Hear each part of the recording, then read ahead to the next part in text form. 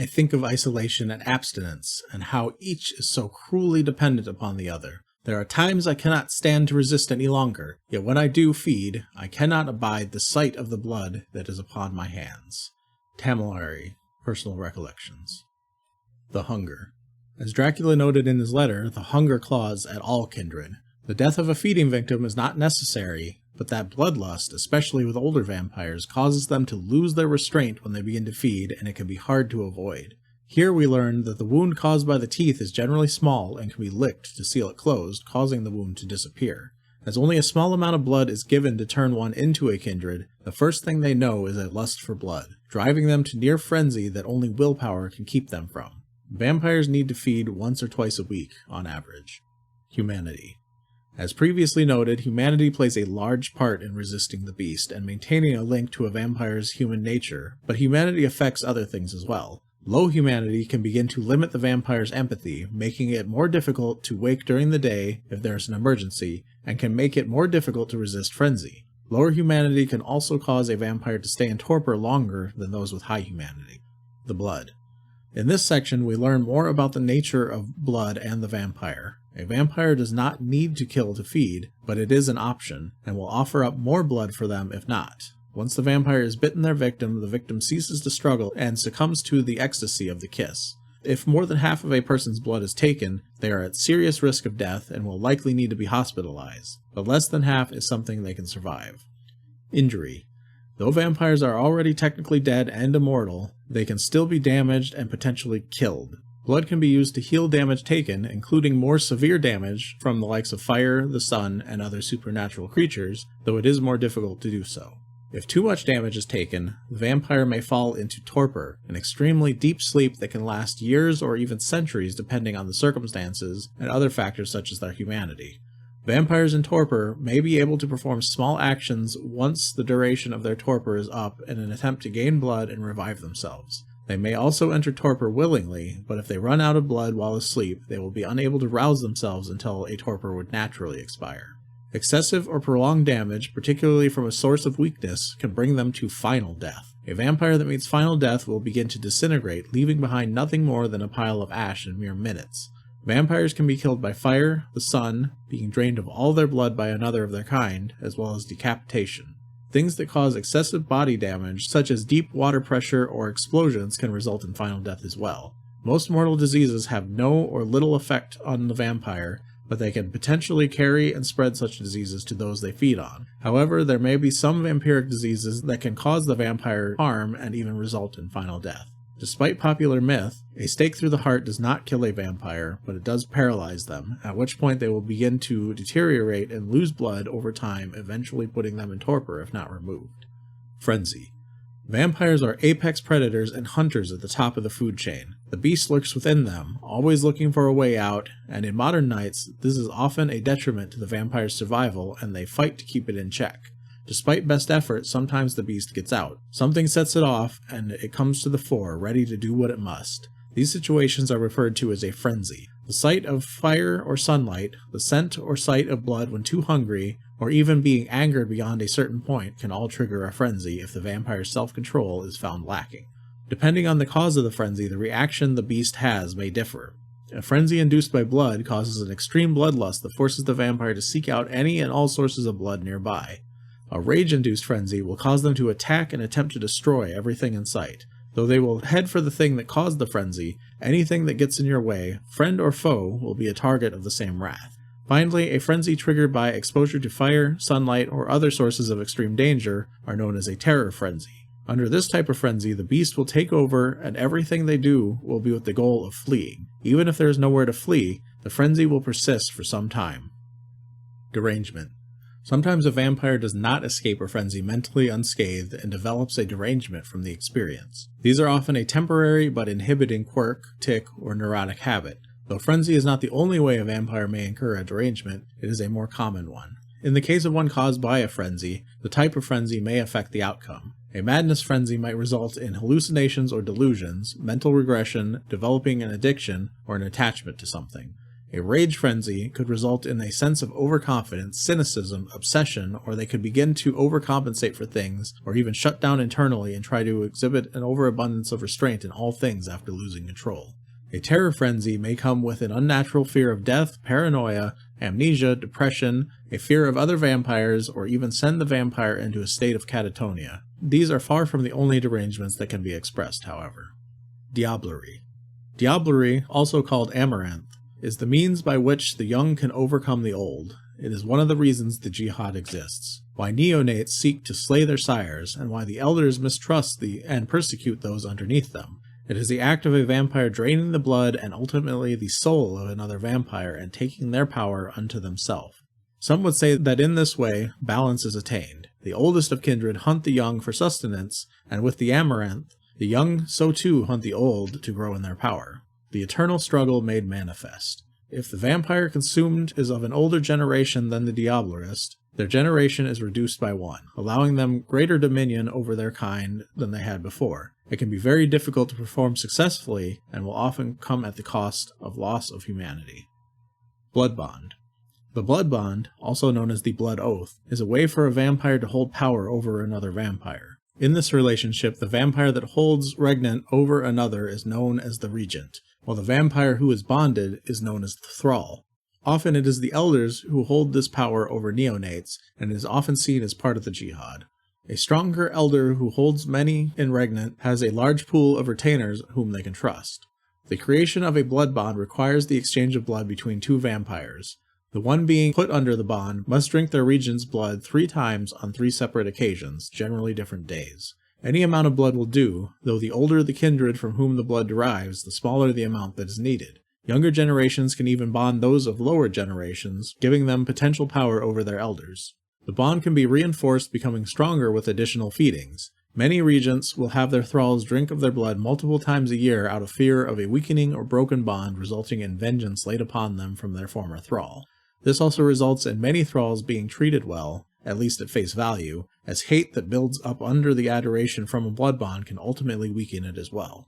Once bonded by a vampire, they cannot be bound again, though a vampire can be bound to more than one vampire at a time if the blood from each of them is mixed and drunk together. This is often used as a punishment by the Camarilla, forcing an offending vampire to be bound to all present at a conclave. This is similar in function to how the Tremere will bond each neonate to 7 elders of the clan, diffusing their sense of devotion among multiple parties. A newly embraced vampire is already one step towards being bonded by their sire, as the act of being given blood that created them counts towards it. The bond is primarily an emotional thing. Thralls will view the vampire that bonded them with an intense affection, devotion, or obsession, becoming a central figure of their life. Some might mistake the feeling for love, and even if they truly despise their regent, they will still be compelled to do nearly anything to aid them.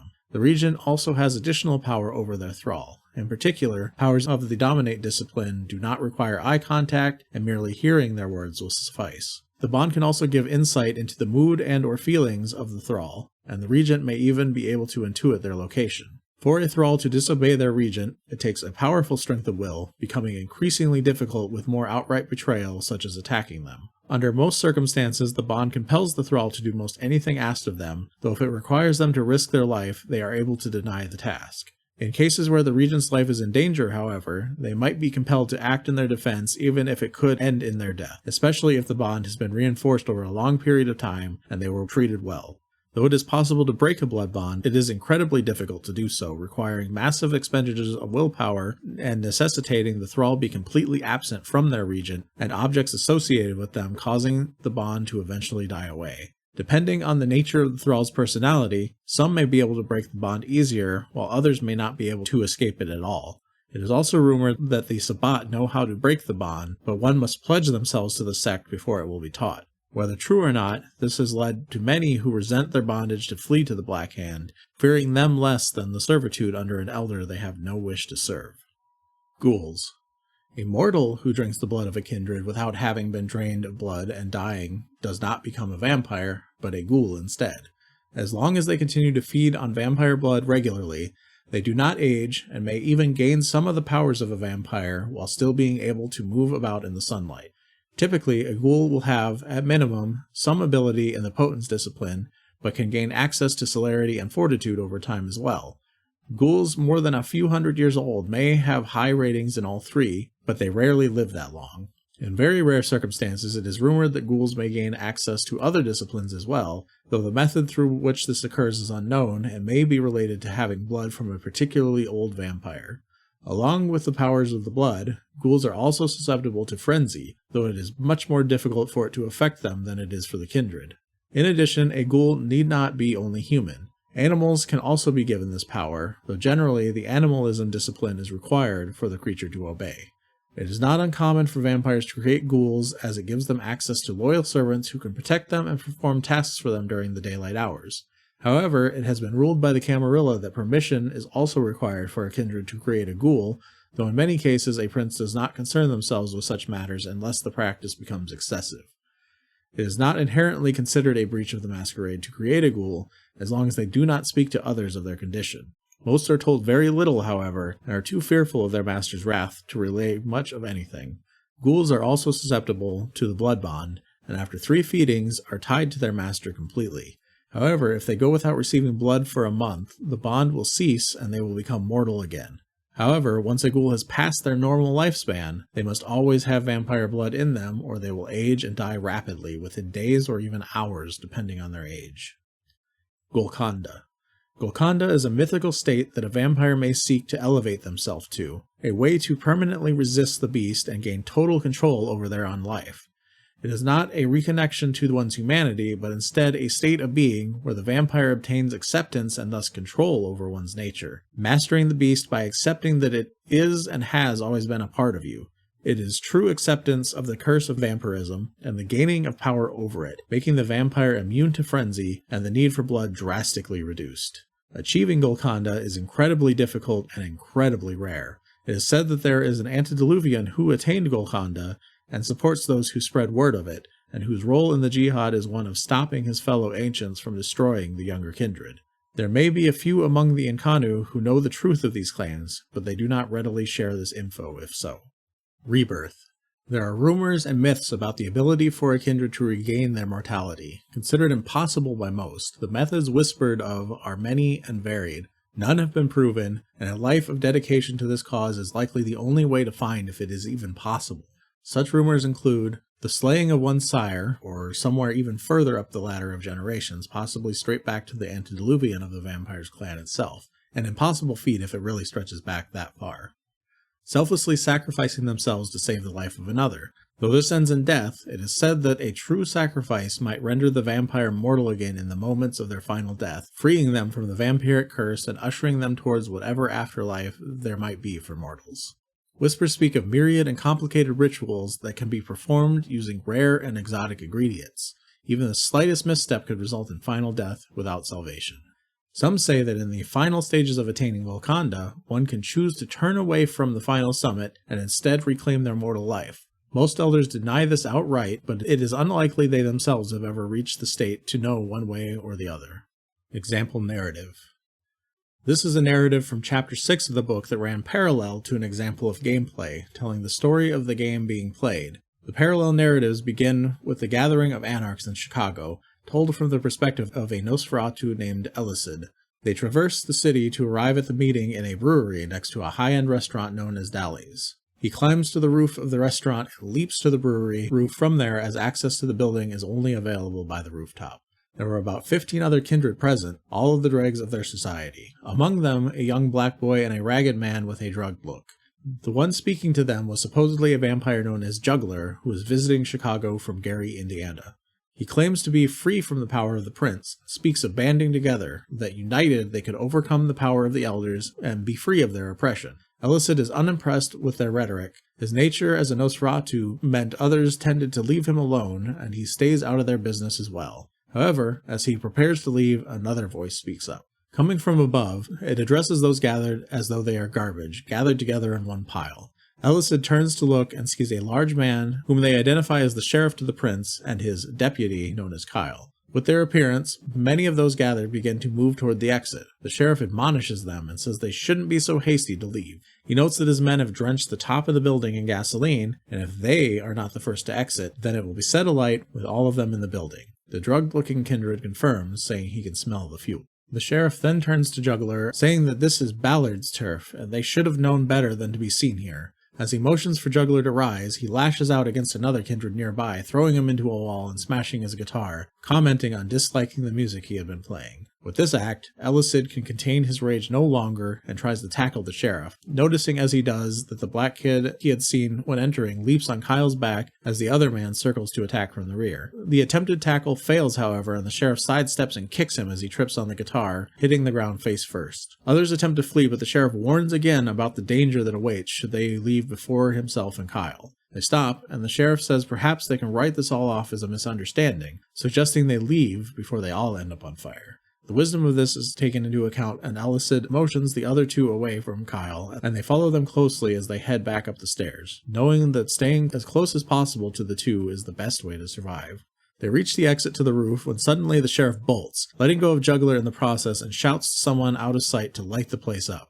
They leap across to the roof of the restaurant as the torch is thrown to the brewery roof. Elicid and the kid leap across after them, Elicid bowling into the sheriff, who had landed poorly, but the other man attempts to catch the torch instead. He nearly manages, but it slips through his fingers at the last second. The torch hits a pool of gasoline, igniting the vapors coming from it and setting him ablaze. Screaming, he launches himself across the gap to the restaurant, flames mercifully going out as he lands. Meanwhile, in Elicid's struggle with the sheriff, a shot rings out and he is hit. Screaming in pain, he rolls away, and against the edge of the building, he spots the sheriff making his way down the ladder off the rooftop. Nearby, Kyle struggles with the kid. Elicid watches, thinking they seem equally matched, when suddenly the kid picks up the man and throws him through the skylight of the restaurant, a resounding thud punctuating the sound of falling glass. Looking down through the now broken skylight with the boy, Elicid soon notices that amidst the silent panic of the guests is a man staring up at them. It is none other than Ballard himself, riveting Elicid to his place. He barely manages to tear his gaze from the man, turning quickly away. The ragged man and the boy look at him expectantly as he suggests they get the hell out of there, leaving the rooftop as the wail of sirens pierce the night. He who fights with monsters might take care, lest he thereby become a monster, and if you gaze for long into an abyss, the abyss gazes also into you. Friedrich Wilhelm Nietzsche, Jenseits von Wut und Böse. The section opens with a large 2-page drawing of a figure lurking outside the open doorway of a large house. A short narrative is featured describing a kindred as he struggles with the beast, trying to rationalize the things he has done, frantic at the thing he is becoming, and trying to temper his urges with excuses and willpower before giving in once more and feeding. The world Vampire the Masquerade is set in is not our world, but a gothic punk version of it. Society is more corrupt, and evil and chaos more prominent. Though it may appear the same at the surface level, it is a world in which vampires are real, and in which they have directed the flow of history in some form since time immemorial. This section focuses on those vampires who also have a wide and varied culture, and the society in which they exist. The touch of death. The Gothic part of the equation sees the church hold even more sway than in our world. Vampires have affected the lives of many, even if unseen, and people often turn to the church in times of crisis. Other institutions, especially those controlled by vampires, are even more conservative and resistant to change than in our world. The punk side of things is seen in how people live. Here, the mafia was never reined in, and gangs typically run the streets. The world is more corrupt, decadent, and inhumane, and it takes great strength to survive, and even more to get ahead. Streets of Blood. Vampire existence can often stretch across millennia, with long stretches of no particular events of note, but sudden flare-ups of conflict and turmoil can happen at any time when two of their kind cross paths, and the interaction goes poorly. Normally a balance is struck among kindred in a city, but truces end and warfare can begin anew at the drop of a hat. The jihad never truly ends. There are also some vampires who seek to have no part in the society of their peers, maintaining no connection with others, and by choice or circumstance do not claim even a clan. These vampires are known as caitiff, the clanless. Though they try to avoid others, in times of need a caitiff is an easy scapegoat to root out and thrust into the spotlight for the whims of others. Many vampires seek to maintain some sense of normalcy in their existence, avoiding the truth of their nature when possible. It is believed that much of the human psyche survives the becoming, but that the burdens and drives of vampire nature can quickly erode it, so those who lean into their nature as a vampire may find their sanity erodes all the quicker for it. Even though they try to maintain their apparent humanity, never make the mistake of thinking vampires are humans. Though human-like in appearance and coming from humans, They are alien in nature. Their needs and desires often differ. They are predators first and foremost. Confinement. Vampires are creatures of cities in part by nature, but also by necessity. Food is in abundance, and the ability to hide their nature becomes all the simpler. In addition, the countryside and more rural areas are often the domain of werewolves, and hatred between these creatures runs deep. So though the cities are a boon to the kindred, they can all too often be a prison of sorts as well. Younger vampires sometimes feel the need to roam, though this seems to fade with age, and the elder vampires often find themselves settling into an area. Despite the danger in roaming, the conveniences of modern travel have simplified things somewhat for those who wish to do so. Population. Vampires are an apex predator, and there are limits to how many can safely exist in an area. Exceeding that limit can often come with dire consequences. With no natural predators, it is on them to regulate their own numbers. The elders remember all too well the fires of the Inquisition, and the weight that mortals can bring to bear if vampire numbers are not controlled and their existence kept hidden. In old times, when cities were more spread out and populations much smaller, there was often only a single vampire per region, supporting their solitary nature. As cities and mortal populations have grown, their own numbers have also increased, and it is no longer possible to function this way. As a rule of thumb, there should be no more than one vampire for each 100,000 mortals in an area. This means all but the largest cities may have vampires in numbers as few as 20 to 50, less for some smaller cities. A prince of a given city will often artificially regulate the number of kindred in the city by means of controlling permission of who can sire, among other tactics. The more vampires in a region, the more strained the masquerade is likely to become. Even when permission is given to sire, many do not survive their becoming. The transformation can often drive them mad, forcing their sire to put them down. Social distinction. Social castes exist among the kindred, and the majority of them are determined by age, though not all. At the bottom of the standing is the caitiff. Though most are generally normal vampires just without a clan, they often live apart from kindred society, some by choice, but more often because they have been cast out. In some cases, those that are cast out had been more traditional members of the society, but their humanity has degraded so much that they are unable to exist among other sentient creatures, existing on instinct and drive for survival alone. The next step up are newly embraced vampires who have not yet been released from their sire or introduced to the prince. They are seen and generally treated as if they were children, and bear the name child, plural childer, or fledgling. Once a young vampire has been released and presented to the prince, but has yet to make their mark in kindred society, they are considered a neonate. Generally, a kindred will retain this status for anywhere from 50 to 100 years if they do not find themselves marked as an anarch. Those who choose to rebel against the society that the Camarilla uphold become labeled anarchs. Though they are generally the enemies of the prince and the elders, they have garnered some measure of respect for the power that they have taken for themselves, and the respect they have fostered, mostly from younger kindred. When a kindred has proven themselves useful, but are still too young to be deemed an elder, they are considered ancilla. They are given increased respect and power. Typically they will range between 100 and 200 years of age, though some younger have attained the status, often because a prince or other important kindred is their sire. When a kindred attains an age between 200 and 1,000 years, they are deemed an elder, though these numbers are not concrete. For example, in the New World, elders will often be found at an age on the younger side of this spectrum, but would likely need to be much older and more powerful to be deemed such in Europe. When exceeding 1,000 years, many vampires begin to retreat from the world, becoming bored or melancholy, but seeking to prolong and protect their own life. They fear the young who may seek to end them for their power and become reclusive and paranoid. These are known as the Methuselah. Many of the Inconnu are from this caste. Some remain heavily involved in the jihad, but tend to do so from anonymity.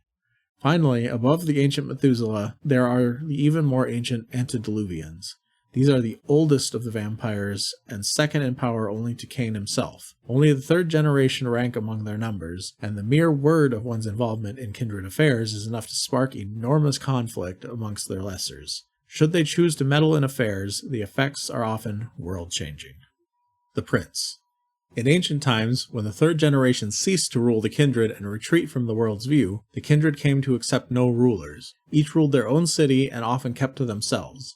However, in the modern age, as cities and other population centers grew together and became larger, this is no longer the case, and multiple vampires can exist in the same area. This advancement, coupled with the onset of the Inquisition, meant that leadership became necessary once more. Especially with the onset of the Masquerade and the revolt of those known as the Sabbat, the elders came to distrust the youngest vampires, naming them anarchs. Fear of revolt remained, and elders began to take power over large urban metropolitan areas. After an incident in London in 1743, the power of what became known as the Prince was formally acknowledged. The Prince holds power over a domain and is the one who can make laws for that area and is responsible for keeping order. In a practical sense, they are the one who can gain the most power in an area and hold it, able to keep the anarchs in their place. The term Prince is just that. It does not convey a titular holding, nor is it a hereditary position, and many kindred actually object to the use of it for those reasons. It is a throwback to a bygone age when each kindred was a secret ruler over their own city and varied in some regions with titles such as Duke, Baron, or Count. Not all cities have princes, with some being ruled by councils or under the sway of the dreaded Sabbat. In truth, the prince does not so much reign over a city as oversee it. They are the final arbiter of disputes between kindred in a given city and are responsible for ensuring the masquerade is maintained. Often this is seen as synonymous with the persecution of the anarchs. The kindred in a city owe no oath to a prince, and they obey only insofar as their personal cowardice requires. If the rule of a prince is questioned, it is up to them to use the power they hold to maintain control. Some princes do not seem to understand their often precarious situation and the informality of it, and try to rule as kings, holding heavily to protocol and ritual. Over time, some basic tenets have arisen that were ultimately codified by the Camarilla as the traditions. These traditions are the primary rules by which the Camarilla domains are generally governed. Often, many kindred will ignore the prince altogether, much as they tend to ignore other vampires. As long as they do not break the traditions, many princes see fit to leave well enough alone, even when it comes to Caitiff and Autarchus. Those among the Inconnu, on the other hand, often hold some level of disdain for the position, seeing it as an idle pronouncement of power that represents nothing but the arrogance of one they deem too young to have any true power. Selection. Traditionally, the oldest kindred in a domain would become prince, though this is no longer as common as it once had been. Methods vary from city to city, but typically it will be the person who holds the most power in an area through means of gathering support from elders there. These elders are often known as the primogen, the eldest of any given clan that inhabits the area. Their main desire is generally only to see that the masquerade is maintained. Due to this, even if someone chooses to contest the prince for power, the elders in the area will rarely switch sides because conflict can spread into the mortal world and endanger the masquerade. Any opponent who wishes to overthrow a prince find themselves in an uphill battle filled with intrigue, threats, blackmail, and bloodshed. Most elders will support the existing prince purely because they wish to avoid turmoil, as in their long lives their greatest concern is to continue prolonging that life and rarely seek change. The elders will wield their own immense power, influence, and their own followers to maintain the status quo. Through these obstacles, most who dream of challenging the prince find themselves halted before they even have a chance to begin. Politics. The politics surrounding the role of prince can tend to get messy and intricate the more elders there are in an area. Each has a tendency to try and threaten, cajole, or trick the prince into doing the thing that they want, while maintaining an air of indifference to the whole idea. They will never take things as far as overthrowing a prince, but inevitably all vampires are drawn into the great game, and each generation plays it in their own way. Living in a domain under a prince comes with a certain level of security and laws that must be obeyed. Above all, there is the traditions, the oldest laws known to the kindred, and are consistent across nearly every Camarilla domain. It is the prince who enforces these laws, and ignorance is not a defense against breaking them. The anarchs rebel against all such laws, and feel the traditions are proof of the elders growing fearful and paranoid in their old age. The youngest of the kindred do not hold the same fears and superstitions that such ancient creatures do, and the prince fights a never-ending battle to keep the anarchs in line, either through threats or more direct action. Moreover, the anarchs generally do not believe in Gehenna or Cain as the first vampire, viewing these stories much as they do biblical stories like the Garden of Eden. They believe they are fabrications of the elders that function as a tool to scare and keep others in line. As human society changes and advances, and the youngest vampires are created from these humans, many elders believe that the anarchs will become yet more rebellious. A number of leaders in the Camarilla feel that a total ban should be placed on the creation of any more vampires, but such a thing is unfeasible. Most elders believe nature will take its course, and the most rebellious of them will be wiped out by their own ineptitude before they can give kindred society as a whole away. The traditions. As stated previously, the traditions are age-old laws of the kindred, not written down, but committed to memory and passed down from sire to child. Depending on the region of the world one is in, the words themselves may vary, but the intent is always the same. At conclaves, large meetings of kindred, the traditions will be recited, and it has become a tradition in itself for the traditions to be recited this way by a sire just before a fledgling is presented to a prince and released from their sire's care. Many elders maintain that the traditions were originally conceived by Cain himself after the creation of the second generation, and thus his own laws writ large across the millennia. More likely, however, is that they were created by the antediluvians to control their own progeny so as to prevent a repeat of what befell the second generation at their own hands. The first tradition, acceptance. Honor one another's domain. When thou comest to a foreign city, thou shalt present thyself to the one who ruleth there. Without the word of acceptance, thou art nothing. This tradition stems from a time even before the rise of the princes, when a single vampire occupied any given city. Travel is not terribly common among kindred, but should the need arise, the expectation is that one entering a new city presents themselves to the prince or eldest of that city. Some princes take this tradition very seriously and expect a formal introduction with recitation of lineage, while others are happy enough to have contact made with an underling. Over time, this tradition has become a method for a prince to stay in power, for it gives them the right to question any who enter their domain. Anyone who does not follow this tradition is likely to gain a prince's ire, and better hope that they have the power to withstand them. This most often comes in the form of the anarchs, who do not respect the traditions, and the Methuselah, who do not respect the prince, seeing themselves as demigods who need not abase themselves to their lessers. The prince has the right to refuse acceptance should they so choose, but this rarely happens except when the kindred in question has a poor reputation that has preceded them, or one who has gained many enemies.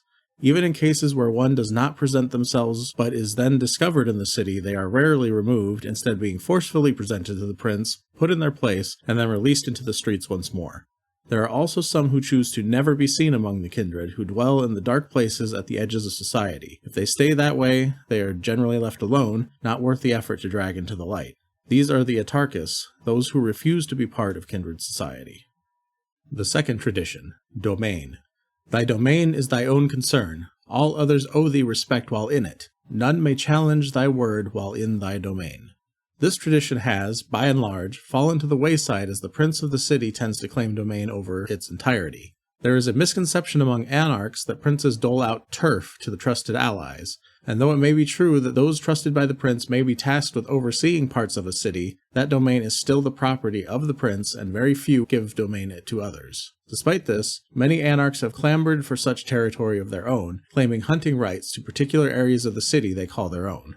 Many young kindred have made attempts to revive the tradition of domain, likening it to the gangs or the mafia claiming turf in a city, resulting in conflicts between rival coteries that can flare up and endanger the masquerade. Though they wish to maintain the status quo, many elders are apprehensive about confronting gangs of anarchs. Though they are much more powerful, the risk of being ganged up on and killed does not seem worth the effort. The third tradition, the becoming. Thou shalt only sire another with the permission of thine elder. If thou shalt create another without thine elder's leave, both thou and thy progeny shall be slain. Though this historically referred to one's sire, the interpretation of this tradition has become more loose in modern nights, and the prince of a domain has claimed this right, and most obey more out of fear than respect. The Camarilla fully supports this interpretation, seeing it as a method to control the population of the anarchs. When a neonate is found who has been sired without permission, the outcome can vary as much as the prince himself. Some may have both the offending kindred and their new progeny put to death, others may outcast both, or in some cases only the sire may be punished for the transgression, and the prince may take in the fledgling or put them under the care of another. It is said that in Europe, this tradition is held in even stricter regard, with a prospective sire needing to seek permission from their own sire in addition to the prince, if there is one for the domain they stay in, with no amount of tolerance given to those who do not obey. The fourth tradition, the accounting. Those thou create are thine own children. Until thy progeny shalt be released, thou shalt command them in all things. Their sins are thine to endure. Simply put, the sire is responsible for all that their child does after their embrace. If they cannot handle their new existence, or put the masquerade in danger, it is the sire's job to take care of the mess, up to and including ending them. While still under a sire's wing, a child has no rights in kindred society, and the sire is held responsible for all actions they commit. Originally, releasing a child involved introducing them to the sire's own sire, but this tradition has also been relegated to the prince in modern nights. Once the child is released, they are considered a full member of the blood and have the same rights as other young vampires in the domain if the prince accepts them. This release is a rite of passage for the young, showing that they can be accepted as full members of the community, child no more. The fifth tradition, secrecy. Thou shalt not reveal thy true nature to those not of the blood. Doing such shalt renounce thy claims of blood. This is the masquerade, to keep the nature and existence of vampires hidden from the eyes of mortals. In ancient times, full of superstition, this tradition was less revered, but since the time of the Inquisition, it has become paramount. The breaking of this tradition risks putting all of Kindred society at risk, and as such, violation of it is one of the gravest offenses a vampire can commit. The sixth tradition, destruction. Thou art forbidden to destroy another of thy kind. The right of destruction belongeth only to thine elder. Only the eldest among thee shalt call the blood hunt. This tradition has seen repeated reinterpretation throughout time and implies that only the sire has the right to destroy their progeny. However, with the shift of the meaning of elder in context to other traditions, this one too has resulted in most princes claiming it as their right. Much like in other cases, the Camarilla supports the princes in their interpretation, and it is the source of much controversy between older and younger vampires.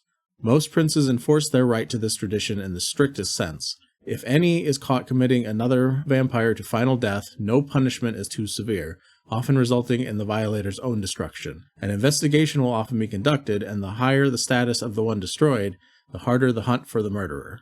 This tradition is most often enforced by the prince calling a blood hunt, which allows for any in the domain to hunt and destroy the accused. Blood hunt. Also known as lex talionis, the blood hunt is a method of punishment in which a kindred is hunted down and destroyed by all in the domain due to transgressions against the traditions and kindred society. In modern knights, it is the prince who holds the right to call a blood hunt, and a breach of one of the traditions is generally the only thing severe enough to bring this about. Calling one for anything else risks the prince losing the trust of the elders and losing support of those below them. It is not wise to demand the end of an immortal life on a whim, and a prince who would do so only to progress their own cause will quickly lose status in their domain. Assisting the target of a blood hunt is a serious insult to the prince, and even choosing to not participate could be seen as a slight against them. The blood hunt is not a formal gathering, nor is it organized. Vampires spread out across the city and scour it corner to corner seeking their target, calling in others should they track them down. Attempts to maintain secrecy and hide from the mortals continues, though an event of this magnitude will at least garner some notice from the living. Often it will at least be noted as a particularly strange night full of odd happenings.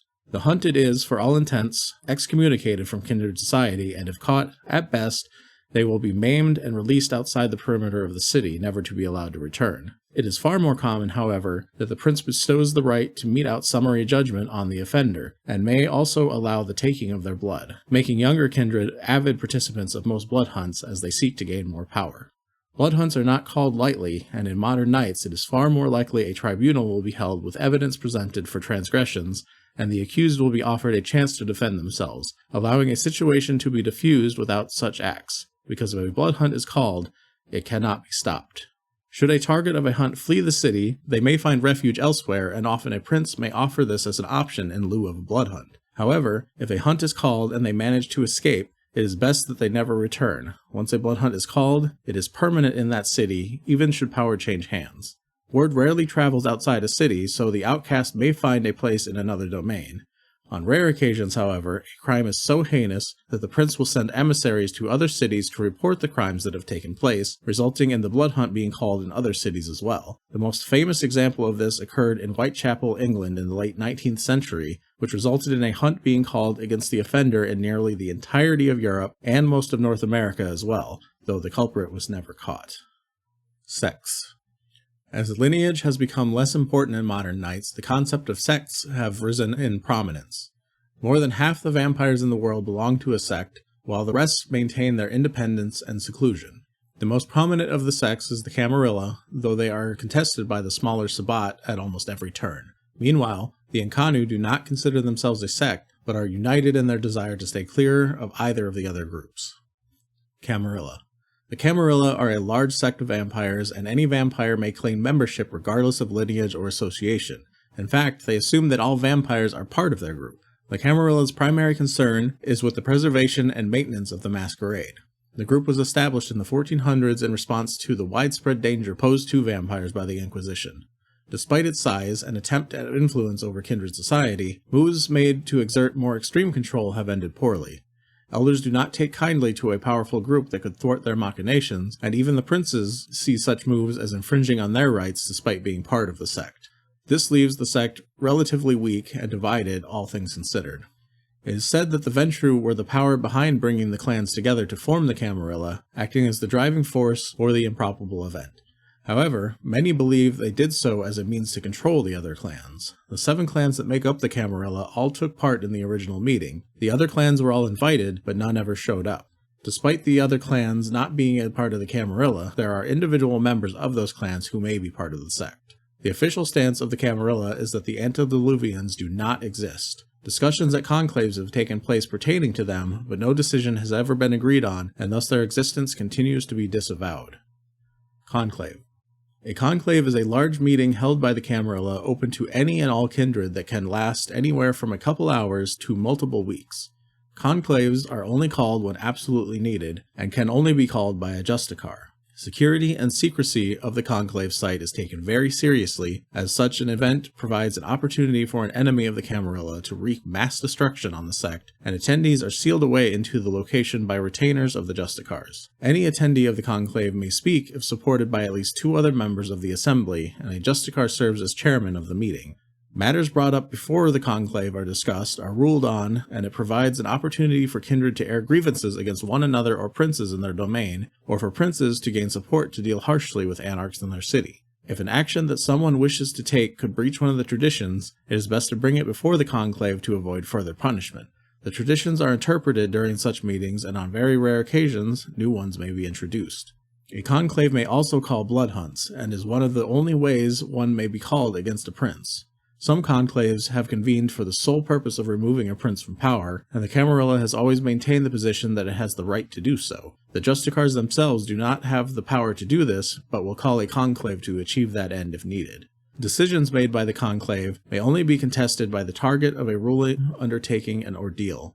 This can be a trial, mission, or quest to test the accused, and can be a brief task or something that may take many years to complete. If not completed satisfactorily, the Justicar has the right to punish them by any means they see fit.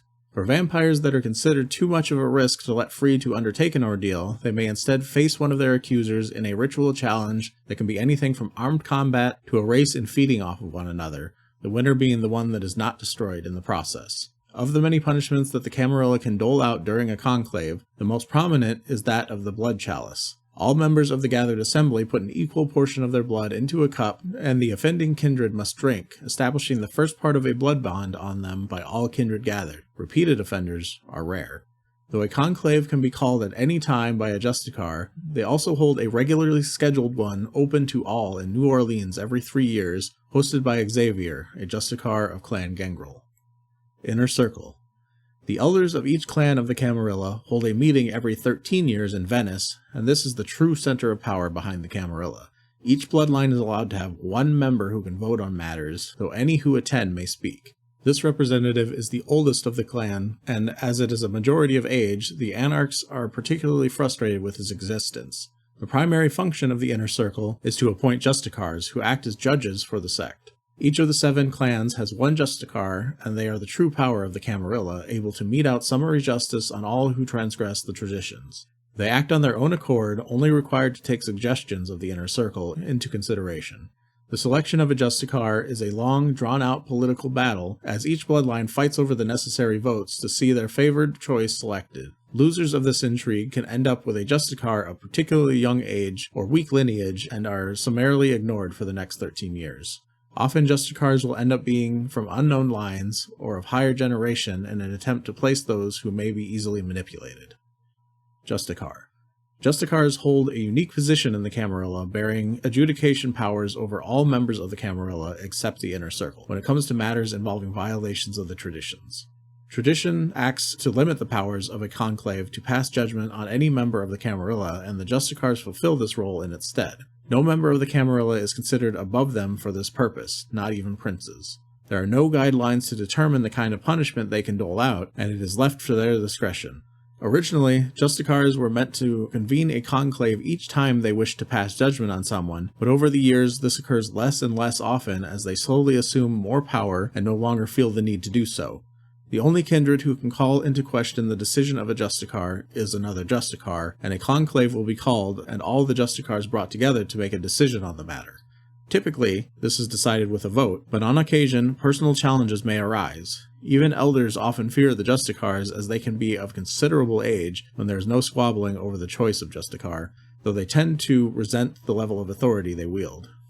Justicars often have coteries of other kindred who do their bidding and enforce the Justicar's will. These kindred are known as Archons, and are typically willingly blood bonded to the Justicar, and regularly the brood of that Justicar. Archons function as the eyes and ears of the Justicar, reporting potential breaches of the traditions to them. The Sabbat. There was what could only be described as a metaphysical stench about him. It was quite odd. I'd sensed him almost as soon as he'd entered the hall. It took me only a few moments to find him, standing off to the side, obscured by a sea of signs and placards. I'd have thought that the motions within and without that place would have concealed him. That effect was certainly what I was counting on. Nonetheless, there he was. I was cautious and quickly came to believe that I was all but invisible to him, though his body language told me he knew he was being watched. I took him to be old and powerful, but there was something else. It was only later, after consulting some others, that I realized what had occurred. He was of the bloodline La Sombra, one of the Black Hand. I had sensed the devil's touch on him. I have wondered since if he had anything to do with the horrible things that happened out in the streets that night. William Besson, Chicago, 1968. Rumored to have evolved from a medieval death cult, the Sabbat, also known as the Black Hand, are the next largest sect after the Camarilla. They rule through fear, violence, anger, and hatred, and have undisputed control over Detroit, Toronto, Montreal, New York, Philadelphia, Pittsburgh, and Portland, and are near to claiming control over Boston and Baltimore. They once ruled over Miami as well, but the power balance has changed there in recent years. They roam in tight-knit packs that bear a strong loyalty among its members, and often consist of numerous bloodlines, though there are two clans in particular that number heavily among the sect: the La Sombra and the Zamishi. Though membership to the sect can be gained, most members are created, and strict devotion and adherence to the will of one's pack are paramount. The creation rites of another vampire within the Sabbat are designed to destroy any will that the newly made creature may harbor. The person is killed slowly and painfully, and is not given the blood of a single vampire, but a combination of the blood of all present. Once given the blood, they are buried alive and must dig themselves out in order to join their brethren or exist for an eternity in the ground. The act of clawing their way out of the ground is designed to rip the vestiges of their humanity away, opening them up to subjugation and brainwashing by the sect. They are then blood bonded to their pack in a ritual that occurs over 3 nights. The Black Hand view mortals as lesser creatures, beasts to be used and thrown away as needed. They hold a fanatical opposition to life and actively engage in diabolism, seeking power above all things. They are undead, and they revel in their existence as vampires, disdainful of other kindred who seek to cling to their humanity.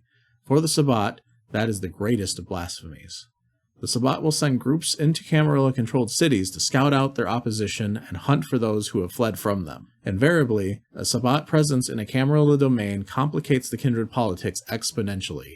It is said that the Sabbat take part in a strange form of Diablerie in which the elders of the sect are ritually butchered and consumed by a younger, more aggressive kindred to give them the strength to take their place at the head of the sect.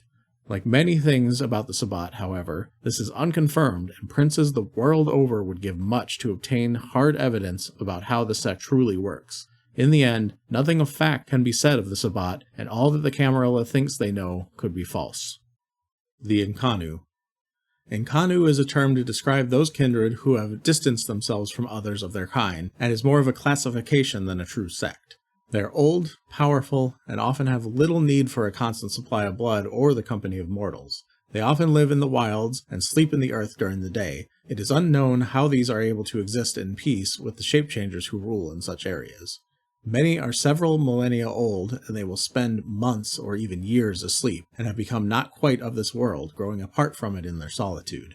They are the most powerful vampires that most kindred will ever encounter. There are some of the Inconnu who still exist within cities, and though they may have some interest in the jihad, the tenets of their group forbid participation in it.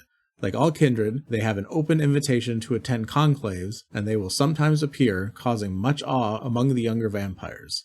Most are of the 4th or 5th generations and have won their place among the kindred by sheer age or strength. They believe removing themselves from the world is the only escape from the jihad, though their distance from the modern world and fear for their existence contributes as well. Despite their stance on the jihad, some still deign to meddle in the affairs of others, but if found out are punished harshly. Their only law is one of separation from such machinations. It is believed that many among their number have attained Golconda, and that this may be the reason for their distaste with the jihad and their measured approach to problems among the kindred. They allow no kindred to harm one among their number save themselves, regardless of the crime, but they can be difficult to find or contact. They are the most mysterious of the sects, and no one knows of their organization or priorities, if indeed they have any. Antagonists. Though it often seems the greatest enemy of the kindred is others of their own kind, there are many other things in the world that should cause concern to them. As technology has advanced exponentially, the fears and superstitions of the past have fallen away, laying the world bare. Humanity no longer fears the dark, and indeed does not realize that there is any reason for them to do so. Governments. There are many government agencies in the world dedicated to investigation of the paranormal, but typically seem to have their attention focused inward to things like telekinesis, ESP, and the like. In this regard, the masquerade has been a success. However, there have been exceptions to this. One such organization exists in Britain, and is believed to have ties dating back hundreds of years to other groups of a similar mystical nature. The eerie accuracy of investigations into kindred-related occurrences by Scotland Yard leads credence to such ideas, and they are believed to have directly brought about the deaths of at least 2 vampires in the last 75 years.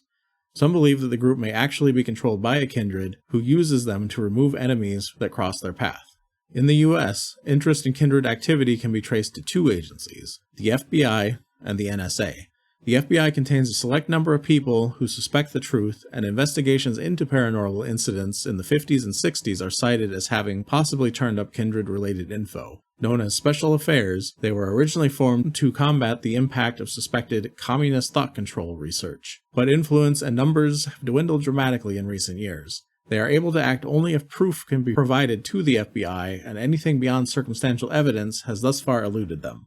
With the NSA, it is believed that they keep files on vampire-related incidents, though they are a subcategory that ties them to mass murders. They are a fact-sorting agency that flags odd occurrences from police and news reports, but have as of yet been able to connect such occurrences into a bigger picture that reveals anything. Investigation only takes place when a number of anomalies are noticed and tied together as being related. Should this ever happen, the resources that could be brought to bear are terrifying, and the Camarilla has bent a lot of focus towards this agency in recent years. It is paramount to avoid engaging in activities that could put the kindred in their sights, and to date nobody has been able to infiltrate the agency using retainers. Finally, the CDC is also noted as a cause for potential concern, as they have hit upon alarming research that indicates the AIDS virus has begun to spread without any apparent contact between those who contract it, and has launched a massive investigation into the cause before the news begins to spread. The Inquisition. The Roman Catholic Church has been aware of the kindred since the times of the original Inquisition initiated in 1229. Though the Inquisition was primarily concerned with stamping out various heresies spreading through Europe, in particular those of the Carthuris heresy in southern France and northern Italy, due to the fact that many kindred were said to support this movement, some of them invariably fell into the hands of the inquisitors. With the approval of torture in 1252, many kindred were given away by those forced to confess their heresies, leading to an increased fervor by the Inquisition to hunt down what appeared to be evil incarnate in the world.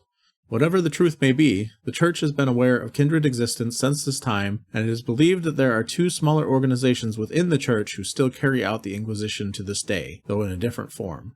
Today's Inquisition consists of scholars and researchers of the occult, as well as a large contingent of vampire hunters. Originally initiated by the Pope, they began as a group to research heresies, but quickly evolved into a ruthless group bent on the elimination and torture of undesirables. They were believed to have ceased activity in the 14th century, but many members continued their work from within the ranks of the Church. Known as the Society of Leopold, they are no longer sanctioned by the Catholic Church, but most members hail from it nonetheless. They are a loose confederation of researchers and priests who keep in touch mostly by letter and the occasional conference. Though they claim to only be interested in research, they are very prominent among the ranks of vampire hunters, and know the best ways to immobilize and kill vampires, bearing ancient records on these subjects. Despite such records, they still know very little of the truth about vampires, and may spend endless hours conducting research and speculating over old records. They will venture to hunt on occasion and hold trials before killing their target, vowing to rid the world of the supernatural. The Camarilla has decreed to avoid them when at all possible, believing it is best to give them nothing to conduct research on, than provide a focal point for the world to focus its attention on. It is better for them to be seen as crackpots than martyrs. Among vampires old enough to remember the Inquisition, their reputation holds up and they are much hated. Such ancient creatures do not believe they have changed from their original incarnation and will do everything in their power to taunt, mislead, and embarrass them despite the Camarilla's decrees. The Society of Leopold has gained many tools throughout the years, developing protections and learning to use holy objects that allow them to counter the effects of many mental abilities harnessed by vampires. In addition, they have the ability to call on other groups in their hunt for witches. The most prominent among members of the Society are known as the Dominicans. They can trace their involvement in the group back to the original Inquisition and are feared by many of the Kindred, though their interests and concerns are unclear.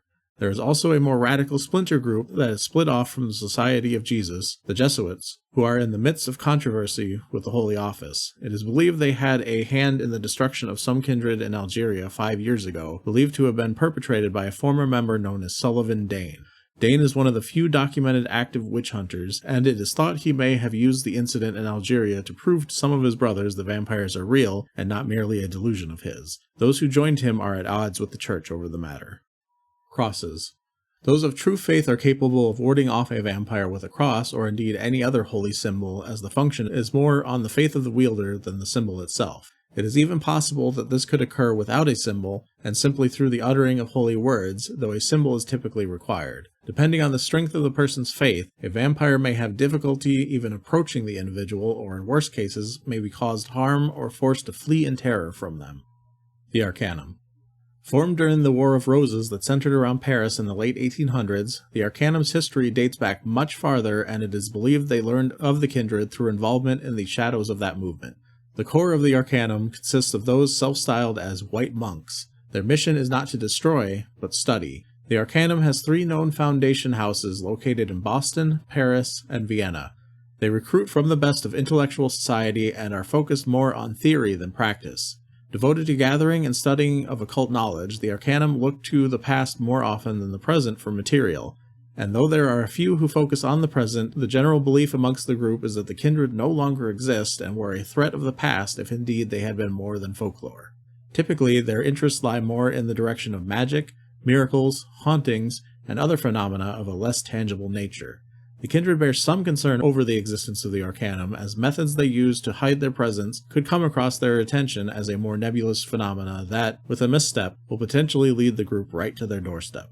A proclamation came down from the Camarilla Inner Circle, backed by a Bruja Justicar named Ryland, that alongside agents of the Church, the Arcanum are not to be interfered with. Should they be encountered, they can be monitored and reported, but never interacted with. Belief is maintained that any direct interaction with them could provide them with the proof they seek.